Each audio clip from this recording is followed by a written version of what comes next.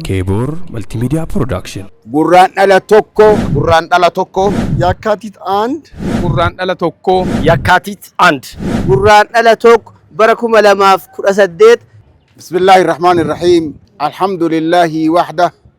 الصلاة والسلام على من لا نبي بعد ما بعد سلام الله عليكم ورحمته وبركاته بلينتي يا بكجرتن هندتو نجيني ربي سنر هاجراتو سجنتان كين يكوني وامتشا دعوة محاضرة قدّا سينا إسجل قباتيف مقال شاشمان نيتيفي نانوني قسمان قدين أرسيلتا أكا سمان أكا ورمياتي أكا بيوليساتي ummanni shaashamannee waamicha isiniif godheetiin jira dachii tanata argitan tanarratti dachii Haaji Hasan Gammadaa warri aqiidaa saliimaa jaalatu hundu ergaan isinitti dabarsaaru kun ilmaan Haaji Hasan Gammadaa nutti kottaa da'awaa kennan waliin hirmaadhaa dachii isaanii irratti hirmaadhaa dachii Haaji Hussein Abbiyyuufa dachii Haaji Hamiid Arsichaafa dachii ulamaa'ota keenya kaganda akhiraan irraa deeman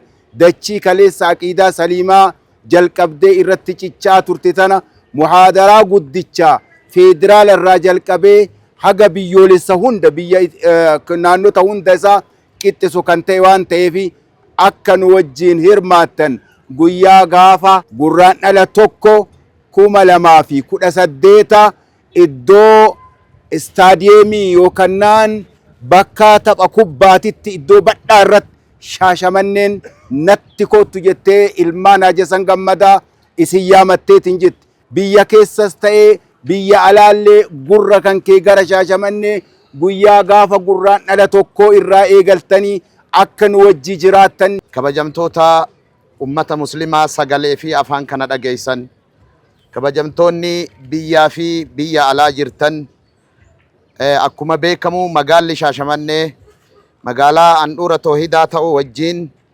akkasuma ammallee kidmaa diiniitiif kidmaa sabaatiinis magaalaa dursituu taate godinaalee Oromiyaan qabdu hunda keessaa ta'uu isii wajjin taqqaa keessummummaa guddaa akkanaa ka isin waamne hin beeyne ganda Haaji Hasan Gammadaatitti akka nutti dhuftan gaafa guyyaa gurraan ala tokko bara 2018 akka arabaatitti waggaa 1447 Shaabaana 20 magaalaa Shaashamannee istaadiyoomitti akka nutti dhuftan maqaa ummata Shaashamanneetiif maqaa majlisa magaalaa Shaashamanneetiin maqaa rabbiitiin isin gaafanna. Ummata muslimaa sagalee kana dhagaa jirtan obboleeyyan akhiraa ulamaa'onni keenya haawonni keenya akkasuma immoo doktoroonni keenya ka sadarkaa garagaraa keessa jirtan waliigala hawaasni muslima magaalaa Shaashamannee fi biyya keenya hundi keessan kan sagaleen kun isin bira gahaa jiru waamicha ummanni muslima magaalaa kanaa isin waamate waamsa obboleeyyummaa waamsa tokkummaa waamsa wal jaalalaa akkuma kanaan dures qabsoo ummata muslimaa keessatti magaalaa kana keessa jalqaba yeroo gadadoo fi rakkoo sirnaa gita bittaa keessa turres sochiin ummata muslimaa magaalaa kana sadarkaa federaalaatiif biyyoolessaatitti gurmaa'ee asirraa dhoo'ee magaalotni Oromiyaa jirtu guutuun sochii san taasifnee sochiin sun itti finiinee rabbiin sababa taasisee nasrii kana nuufidhe ardhas akkuma san rabbii keenya galatoonfachuuf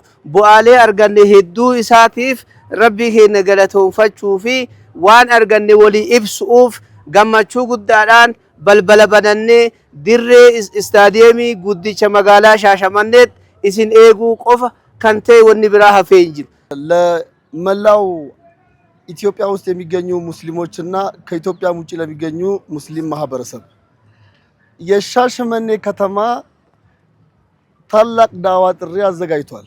በዚህ ታላቅ ዳዋ ጥሪ ላይ በታሪካዊዋ የሻሸመኔ ከተማ በሙስሊም ህዝብ ትግል ቀደምት የሆነችውና ፊት አውራሪ የሆነችው የሻሸመኔ ሙስሊም ትልቅ ዳዋ አዘጋጅቶ በሻሸመኔ ስቴዲየም ላይ ጋብዞታል ማለት ነው።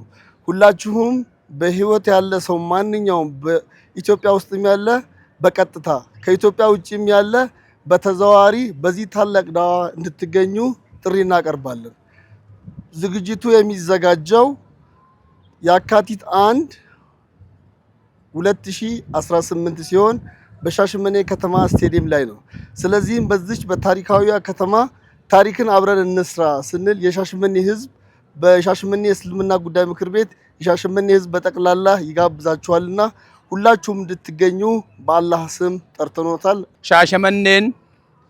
ሻሸመኔ ከታተ እሲ ወጂን ዋን ተኤፍ እስኒን ዳላት ዳዋን ጎደን ዋን ሂንጅሬፍ አካ ኢትዮጵያ ጉቱቲት ሙስሊም ኢትዮጵያ ሁንዲ ዳቺ ከነት ኑ አርገምተኒ ገመቹ ኬና ኑ ወጂን አካ ቆደምተን ዳዋን ኬና ረመዳን ዱፋት ሂንጅሩ ዱርሴ ቶርባን ቶኮ ዋን ተኤፍ ቆጲ ኢሳሌ ኡፍ ኬሰት ተመቴ አሊመን ጉጉርዳዳን kan balbalaa waan ta'eef hundi keessanuyyuu maqaa rabbiitiin isin waamneerra nurraan hafinaa walirraa hafuun aadaa islaamaatii miti kabajaa isinii qabna isin jaalannaa waamicha walii waamuun dirqama islaamummaa waan ta'eef ganama sa'aatii 2 walakkaa irraa dachiin hundi karaan hundi gara Shaashamannee waan imaluuf gaafas warri sagalee kana dhageettan akka Shaashamanneetitti akka naannawaatitti cidhallee sirna biroolee akka nu jalaa hin godhanne isiniin jedha maqaa rabbiitiin ammallee irra deebinee isin waamneerra። የተከበራችሁ ውድ ወንድም እህቶች የትም ያላችሁ በኢትዮጵያም ከኢትዮጵያ ውጪም ያላችሁ ታላቅ የአላሁ ዐዘ ወጀል ጥሪና የሻሸመኔ ሙስሊም ዑለማ ምክር ቤትና ወጣቶች በወጣቶች የሚደረግላችሁ ጥሪ ነው። ታላቅ ጉባኤ፣ ታላቅ ዳዕዋ፣ ታላቅ ሙሐደራ በሻሸመኔ ከተማ ተደርጎም ታይቶም የማይታወቅ ቦታው የት ነው? ስታዲየም። መች ነው? የካቲት 1 ረመዳን ሳይገባ 10 ቀን ሲቀረው ማለት ነው። ያ ጀማዓተል ኸይር ሻሸመኔን ሁላችሁም ታውቋታላችሁ። የትግል ምድር ነች። አህባሽን በአንድ ተክቢራ ብቻ አባራ ወደ ነበሩበት ያስገባች ሻሸመኔ ነች። ከዚህ ጥሪ ማንም መቅረት የለበትም። ወጣቶች የትም ያላችሁ ይሄንን የምታዩትን ቪዲዮ በደንብ ላይክ ሼር በማድረግ የታላላቅ ጥሪዎችን የዑለማዎችን የታጋዮቹን ጥሪ አክብራችሁ እንድትገኙልን በአላሁ ዐዘ ወጀል ጥሪ እናቀርብላችኋለን።